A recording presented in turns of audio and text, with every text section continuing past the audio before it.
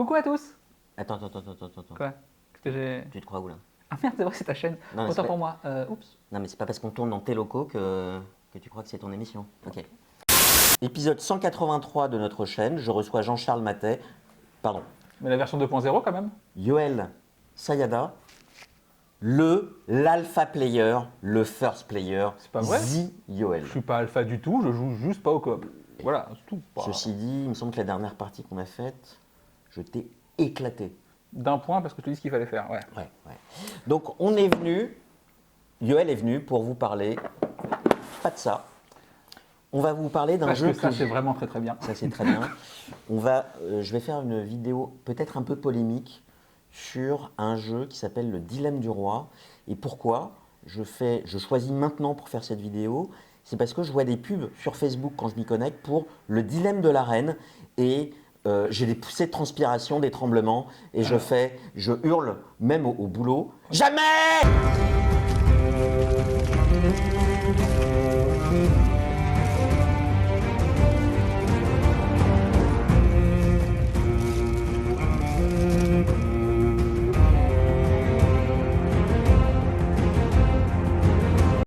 Dilemme de la Reine, je crois, est en Kickstarter actuellement. Où il va l'être. Et je vais vous expliquer pourquoi je ne vais pas pledger. Et toi, tu es invité parce que tu as une expérience peut-être un petit peu différente de moi. Et je voulais pas faire un contre-contre. Ouais, bah, je suis quand même mi pour, mi contre. Hein, Voilà, mais un contre, pas si contre. Voilà. Mais un peu quand même.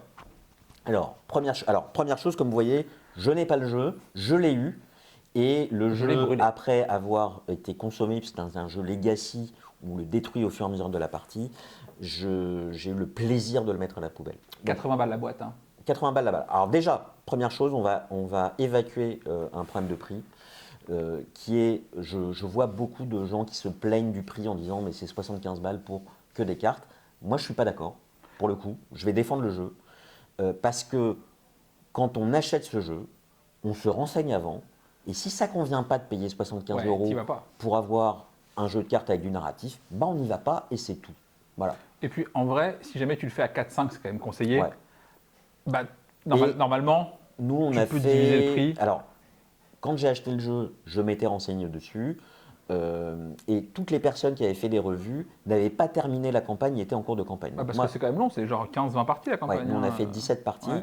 Et je prends la parole aussi parce que j'ai terminé la campagne et que je n'ai pas vu, alors après ça ne m'a pas intéressé plus que ça, je n'ai pas vu de personnes qui faisaient des critiques après la fin de la campagne et je ne vais pas faire de spoiler.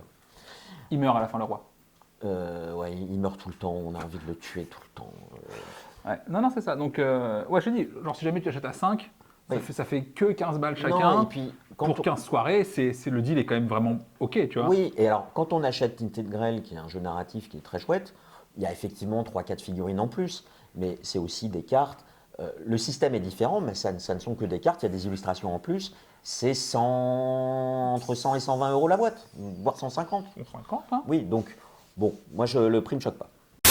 Le grand principe du jeu, c'est que tous les joueurs vont jouer une famille à un conseil du royaume. Un petit peu la Game of Thrones, quoi. Exactement, le conseil restreint de Game of Thrones, où chaque famille va avoir un espèce de background historique et géographique, où il y en a qui vont être pro-militaires, d'autres qui vont être les représentants de familles de royaumes pauvres, Voilà. qui Donc, veulent ils vont être l'égalité, etc. pour la religion, pour machin. Voilà, enfin, voilà. bon, chacun a des alignements.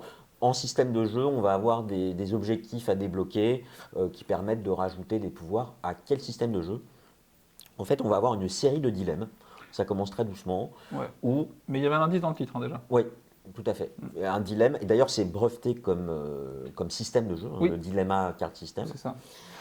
Où, Un peu ambitieux, d'ailleurs, je trouve. oui, on vous soumet. Non, je trouve le système intéressant. Justement. Oui, mais le délai breveté, tranquille, quoi, les gars, tu vois. Mais soit. Ouais. Donc, on vous soumet une question. Je ne fais pas de spoiler, c'est la première question. Le moulin du coin a brûlé. Est-ce qu'on dépense de l'argent à restaurer le moulin ou pas? Et on passe au vote. Et bah, chaque dilemme va comporter donc une section histoire, quels sont les choix oui non de vote, et le royaume a de mémoire 5 constantes 5 critères. Ouais, qui sont la bouffe, la politique, le militaire, Voilà, l'influence militaire, le l'économie, bien-être, le bien-être l'influence culturelle, enfin 5 critères.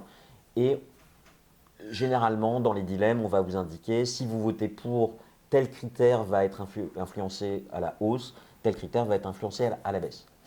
Et à la fin de la partie, se termine, enfin la partie, pardon, se termine, quand le roi canne. soit maximum, je crois que c'est 11 ou 12 dilemmes, et dans ces cas-là, le roi meurt de vieillesse, on va jouer sur des dizaines d'années, Soit c'est qu'on a fait de la merde. soit effectivement on a fait exploser en fait un des critères, soit trop haut, soit trop bas, ce qui caractérise une instabilité du royaume. Et quick le roi. Voilà, le roi se fait décapiter, le roi meurt. Alors j'ai pas encore compris thématiquement ce qui se passait quand il y avait une influence culturelle qui était trop grande. Bah, du coup, les religieux prennent le pouvoir, ils sont fâchés, voilà, allez, hop, D'accord. vendu. Bon, il se trouve que en plus de l'alignement de la famille, de son background historique et des pouvoirs qu'on a, on pioche au début de chaque partie un objectif qui va nous faire gagner des points à la fin en fonction de où vont se situer les critères Oui. quand la partie se termine. Vous avez le modéré où les critères doivent être dans une zone médiane. Vous avez l'extrémiste qui va marquer des points en fonction de critère le plus haut, moins le critère le plus bas et l'espace, etc.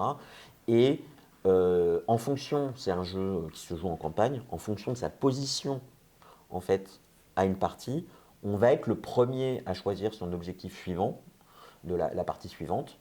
Et les points sont marqués en grande partie grâce à ça. Ouais. On a un vainqueur à chaque partie. Ouais, qui nomme le prochain roi, globalement. Voilà, on a des rôles au sein de la partie, je ne veux pas rentrer dans ces détails. Et on va accumuler des points de convoitise et des points de prestige, Yep. sans qu'on sache vraiment à quoi ça sert pendant la partie. Voilà. Par contre, on sent très vite que ce sera révélé à la fin de la campagne, voilà. ce à quoi ça va servir. Mais du coup, en plus, étonnamment, il y en a des noirs et des blancs, et instinctivement, tu te dis genre, les noirs sont pas bons. Voilà. Je parle pas des gens, je parle uniquement des étoiles. Convoitise, on sent que c'est les actes égoïstes qui sont récompensés. Prestige, c'est les actes pour le royaume. Voilà, mais tu sais pas du tout ce qui va scorer à la fin, tu sais pas dans quelle mesure ça va être. Et pour le coup, tu es un peu à l'aveugle, et je trouve ça plutôt cool en vrai, de pas savoir où tu vas. C'est pas mal, c'est bien. Mais sachant qu'il y a aussi donc, un final, et au final, va y avoir un grand gagnant de la campagne à part entière. Alors, au fur et à mesure des dilemmes, de la résolution des dilemmes, en fonction des votes qui passent, on va débloquer d'autres dilemmes qui sont dans des enveloppes. Des arcs narratifs. Des arcs narratifs. On va ouvrir des arcs narratifs. Il y a 6 arcs narratifs qui vont s'ouvrir, avec des histoires qui vont prospérer. Et à chaque nouveau dilemme, en fait, on a le paquet de dilemmes mélangés on en pioche un. Donc c'est un petit peu comme un livre dont vous êtes le héros, dont on pioche les cartes, les pages au hasard, les numéros au hasard. Bah, en fait, moi je trouve que c'est pas mal. Ah, moi justement, je trouve que. Alors, il faut savoir que moi, j'étais ultra chaud. Après 2-3 parties, tu te dis, c'est de la balle. Vraiment, tu commences. En plus, on avait une table qui était assez chouette et on a pris le parti dès le début du jeu de se dire, on joue roleplay. Voilà. Alors, c'est un jeu où il faut jouer roleplay. Voilà. Si on joue les points, le jeu n'a pas d'intérêt. Donc c'est un jeu de rôle, en fait. Ouais, oui, clairement. Mais, et c'est là où moi je vais avoir un gros même. Je te laisse continuer. Et du coup, et on va y aller un petit peu. Pour moi, ces cartes de scoring à la con sont un vrai problème pour le jeu parce que si tu joues les points et tu joues ta carte, tu joues plus roleplay. Mais en fait, c'est non pas un des problèmes du jeu. C'est le problème du jeu. Pourquoi ? Vous avez un jeu de rôle où on vous a dit qu'il faut le bien du royaume. Enfin, globalement, vous jouez en fonction de votre famille et en fonction de votre objectif secret. Mais, en parallèle de ça, on vous dit qu'il y a un gagnant à la fin de chaque partie. Et pour moi, ça déjà, ça ne va pas. Parce qu'un jeu de rôle, il n'y a pas de gagnant, il n'y a pas de perdant. Oui, il y a une histoire. On joue en équipe, il y a une histoire. Et là, quand vous vous adressez à un public qui est à la fois un public de jeux de rôlistes et à la fois un public de jeux de plateau où il y a des platalistes, bah, on vous dit qu'il y a un gagnant et qu'il y a des perdants, bah, vous allez jouer la gagne. Donc il y a une seule chose qui compte, c'est comment marquer des points à la fin. Et du coup, vos votes, là où il est censé y avoir du débat et du roleplay… Bah, tu vas jouer la stat, quoi. Enfin… Bah, les votes, c'est moi, il faut que mes critères d'équilibre du royaume soient en haut, en bas, etc. Alors qu'en vrai, ton background, c'est peut-être que tu es un vrai psychopathe fou furieux C'est ça, hein. et que ça colle pas du tout avec le côté modérateur, mais en même temps, on va te dire, bah, c'est comme ça, quoi. Moi, j'ai une famille je viens d'une famille pauvre et je veux le partage des richesses et on me dit que je suis un royaliste ou un modéré. Bah, pour gagner la partie, il faut que je joue ma carte secrète, Oui, parce que mon c'est vraiment objectif ça qui rapporte secret, des points, hein. et c'est ça qui rapporte des points. Et introduire cette mécanique de gagnant-perdant à chaque partie, et du coup, de qu'est-ce qui monte, qu'est-ce qui descend à chaque dilemme, nuit énormément à l'intérêt du jeu. Alors, Alors ouais, nous pour les dilemmes, on a fait un truc parce qu'en fait, quand tu lis ta carte, on te dit voilà, alors un truc con, voilà, le moulin a brûlé. Est-ce qu'on est pour le réparer ou plutôt pour financer la bouffe aux gens gratuitement, machin. Ben, si jamais tu le répares, ben, tu baisses l'économie du royaume parce que ça coûte des sous. ouais. Et si jamais tu nourris les gens gratuitement, globalement, les mecs vont être plus contents. Et ça, en fait, on te le dit. On te dit que si jamais tu votes oui, ça monte, et si tu votes non, ça descend. On ne sait pas de combien, mais Voilà. on sait quels sont les facteurs qui sont de 1 influents. à 4 globalement sur l'échelle, à peu près. Mais du coup, tu sais. Et à partir du moment où tu sais, et si jamais tu décides de jouer des points, bah, tu sais où tu vas voter. Forcément, parce que. Et la discussion, on peut te soudoyer, etc. Bah, à moins d'intérêt. C'est que du sucre qu'on se rajoute en se poussant la balle. Mais le jeu n'incite pas à faire ça, en fait. Bah, il incite même à pas le faire. Ouais. C'est pire que ça. Si mon choix c'est de dire faut que je vote ça parce que c'est là que je marque des points, tu m'offres ce que tu veux, je m'en fous, vu que si je gagne, c'est que je fais ça. Ouais, ouais. Donc il y a plus ce côté négociation. Vraiment, nous ce qu'on faisait à la fin, à la fin, au bout de. En fait, je crois qu'il y a un dilemme assez tôt dans le jeu, genre 3-4 parties où tu ne connais pas la résolution. Oui. Et tu te dis, en fait c'est C'est cool. mieux. Et en fait c'est cool. Donc finalement, on a joué à chaque fois en masquant les. Alors, le texte te dit et t'indique un petit Oui, peu on dans intuite quel sens tu vas aller. ce qui va se passer. Mais moi, nous, on l'a pas joué comme ça parce que, tu vois, on a peut-être manque d'imagination. Mais je connais plusieurs personnes qui ont dit oui, mais nous, on joue comme ça et c'est beaucoup mieux. Oui, mais c'est pas le même jeu. En fait, Ah bah- c'est pas le jeu qu'on vous a Ah non. vendu. Non, c'est un changement majeur. C'est des règles maison pour Oui. contourner un des gros défauts du jeu. Yep. Alors, pour moi, il y a plusieurs autres gros défauts. Tinted Grail, jeu narratif, j'en parlais tout à l'heure. 150 Moi, euros. 150 euros, très bien. Je décide de m'en foutre du royaume, comme je peux très bien décider de m'en foutre du royaume au dilemme du roi et jouer pour moi. Bah, moi, j'ai envie de m'arrêter là, etc. Bah, moi, j'ai les menhirs qui vont s'éteindre, et puis mon personnage, il va mourir, en fait. Et la partie, elle va s'arrêter. Ici, quelle que soit la décision qu'on prend, Au pire, t'es largué. oui, mais je veux dire, le royaume, et c'est un peu, pour le coup, fidèle à la réalité, si demain le Front National ou des extrêmes passent, imaginons que Poutine décide d'envahir l'Ukraine ou que des fascistes passent en Italie, Un truc improbable. un truc improbable, bah, le monde va continuer, ça va peut-être mal se... Imaginons que l'Angleterre décide de quitter l'Europe, ça va mal se passer pour eux, mais l'Angleterre survit, ils vont subir les conséquences de ce choix, etc. Là, c'est vrai aussi, ce qui est plutôt un point positif, mais le point négatif, c'est que, et ça aggrave ce qu'on dit, c'est que moi, je peux me contenter de jouer perso et de jouer mes points, Ça a et pas tant d'impact. il n'y a pas d'équilibrage par rapport à la santé du royaume. C'est-à-dire que s'il y avait eu un système de moi, j'ai mes objectifs personnels, mais il y a des objectifs globaux qui sont communs pour le bien-être du royaume, là je dis Là, faut pas. arbitrer. Légaliser la prostitution, il faut que ça rapporte de l'argent. Moi, il faut que je sois riche à la fin. Allez. Hein. Mais champagne, et je m'en fous. Et encore une fois, quand vous faites un choix, vous débloquez des enveloppes. L'histoire du royaume évolue Ouais, en fonction de vos elle choix. changeouille, quoi. Elle changeouille. Mais je trouve que le système de base est intéressant. C'est vraiment cet équilibrage de mes intérêts personnels versus intérêt du royaume versus narration qui est, à mon sens, complètement bancal. Ben, pour moi, en fait, tu perds un peu la promesse du jeu, qui est ses côtés dilemme. Parce que du coup, à la fin, tu n'as plus de dilemme. Tu votes pour ta carte, quoi. Oui, oui, c'est. Et la promesse, c'était quand même des choix moraux compliqués, Ouais. des vrais arbitrages à faire, en mode, tiens, est-ce que vraiment je les laisse crever de faim, mais du coup, ça me coûte vraiment des choses, ou alors est-ce que je les nourris, mais je m'affaiblis, machin. Ouais. Ça n'arrive pas. Alors, autre aspect que j'ai pas du tout aimé, c'est qu'au final, dilemme après dilemme, bon, vous ouvrez des arcs narratifs qui, soit dit en passant, m'ont pas passionné plus que ça en termes narratifs, vraiment d'histoire, mais c'est très répétitif. Il y a quelques cartes qui vont rajouter des mécanismes supplémentaires avec des guerres en cours avec des pays voisins, avec des cartes sur lesquelles on peut miser et qui restent d'une partie à l'autre. Mais Ça change globalement, pas la face du monde. Hein. il y en a trop peu en fait par rapport à l'ensemble des cartes. Et rapidement, le jeu devient mécanique parce qu'on joue la gagne et c'est long.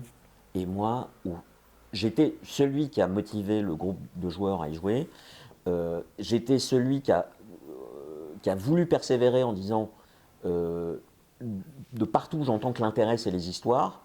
Au fur et à mesure du jeu, je me rends compte, l'histoire, moi personnellement, les différents arcs narratifs ne me captivent pas. Et je me suis enfoncé dans les marais de la mélancolie. C'était l'histoire sans fin. Je tire mon cheval, le cheval s'embourbe, je m'embourbe, jusqu'à un final. Je ne révélerai rien du final, mais j'ai failli interrompre, moi, quitter la table au milieu du final, tellement j'ai trouvé que c'était inintéressant. Alors, moi de mémoire, en termes de narration, je me rappelle de quasiment rien de marquant. Il y a juste une carte, je vais pas vous la spoil parce que vraiment sinon je vous nique l'intérêt du jeu, où tu te dis genre, putain, là c'est cool, tu vois, là, ça change, là je suis pris un petit peu au dépourvu, mais une carte sur 15 parties, Ouais. sachant que tu envoies genre 10-12 par partie, c'est pas assez. Ouais. En fait, ça manque vraiment de punch. Et en plus, vu que tes cartes, à chaque fois ton paquet de dilemmes, tu le mélanges, du coup ton histoire n'est pas forcément suivie, les cartes sortent pas forcément dans le sens. Puis, il y a Moi des j'ai trouvé ça assez moyen. Oui, coup. puis en plus, quand il y a des arcs narratifs qui se ferment, et il reste des cartes de l'arc narratif, et quand Ouais. on les pioche, on ne sait pas quoi en faire, et c'est pas précisé dans la règle. Et puis il y a plein de trucs où c'est pareil, les règles, tu as plein de trucs où genre on fait quoi dans ces conditions, qu'est-ce qu'on fait.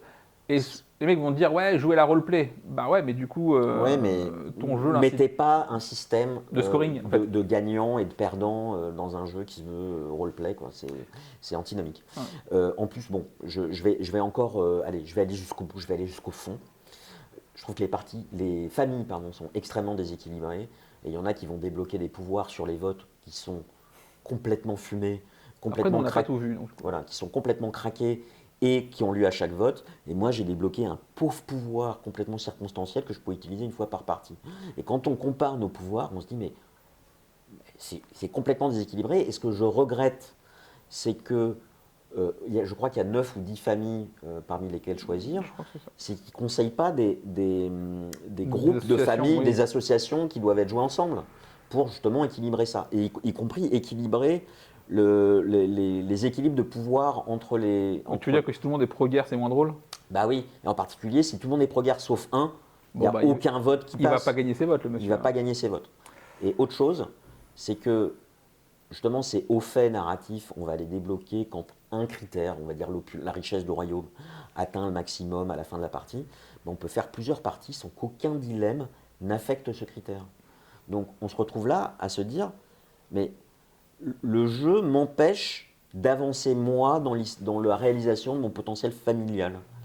Et c'est frustrant. Alors on se dit, bon, peut-être que ça s'équilibre au global. Ouais, mais bon. Et en fait, pas tant que ça. Pas tant que ça. Bah, moi, je sais que là, nous, il nous reste une partie pour finir.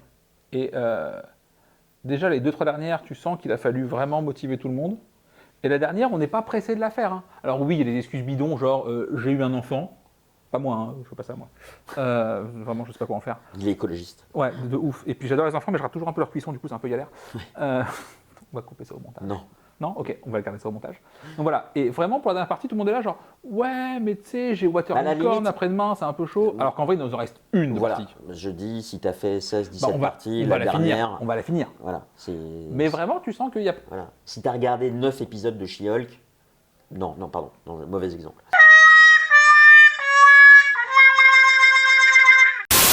Si par exemple dans le dilemme de la reine, on parle d'un rééquilibrage de son intérêt personnel par rapport à l'intérêt du royaume, où on élimine cette notion de gagnant-perdant, ça peut m'intéresser de rejouer parce que je trouve qu'honnêtement le système a beaucoup d'éléments intéressants.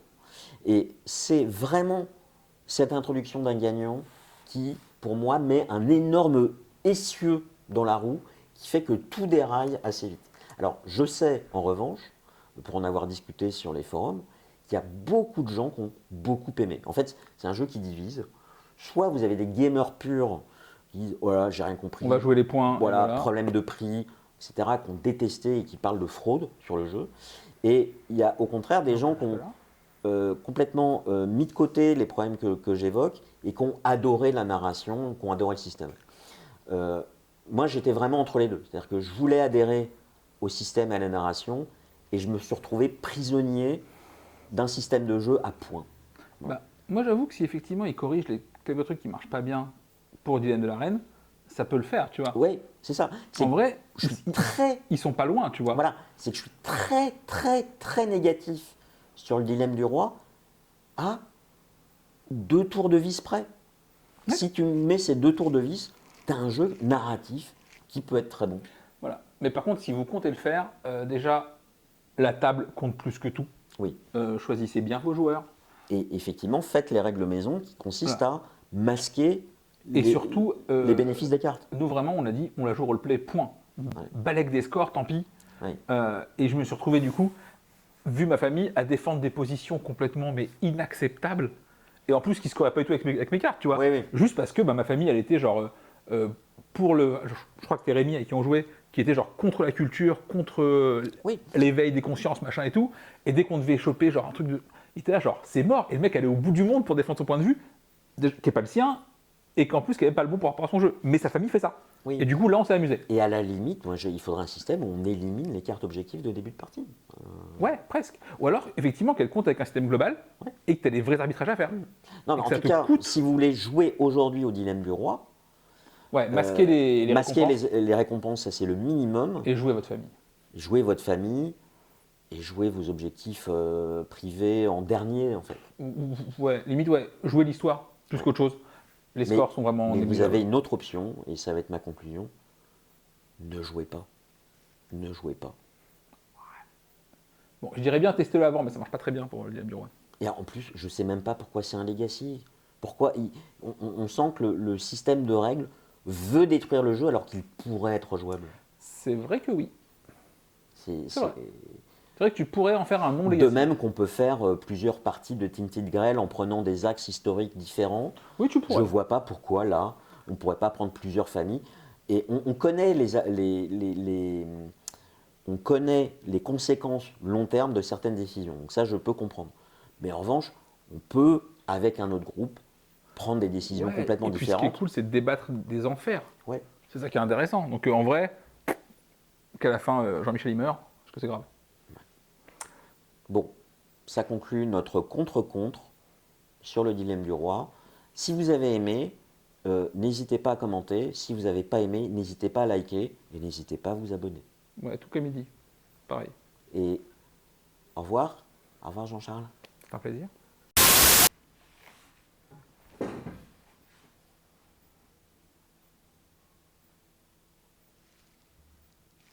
Pardon. Faut commencer. Excusez-moi.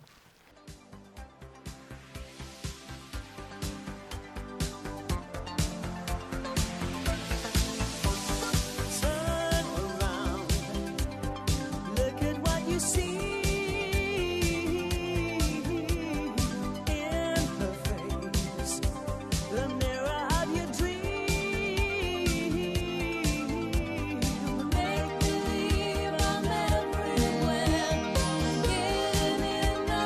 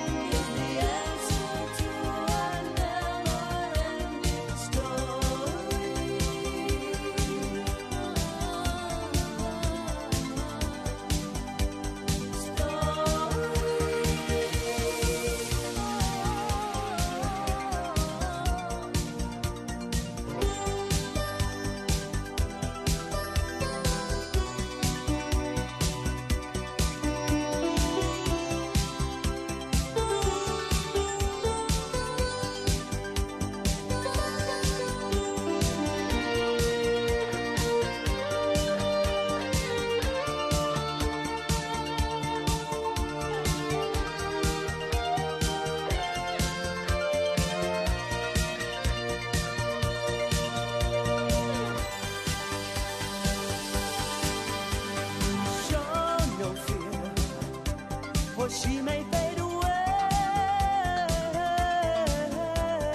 In your hands, the birth of a new day. Rhymes that keep their secrets will fall behind the clouds.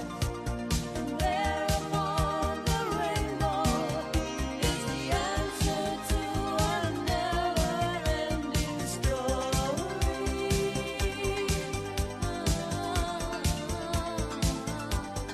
Never-ending story.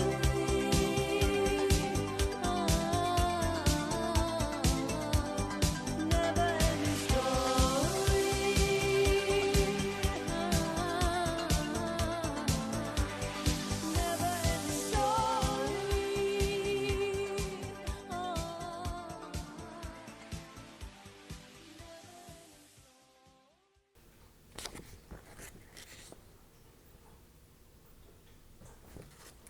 Si vous abonnez pas, je reviens pas.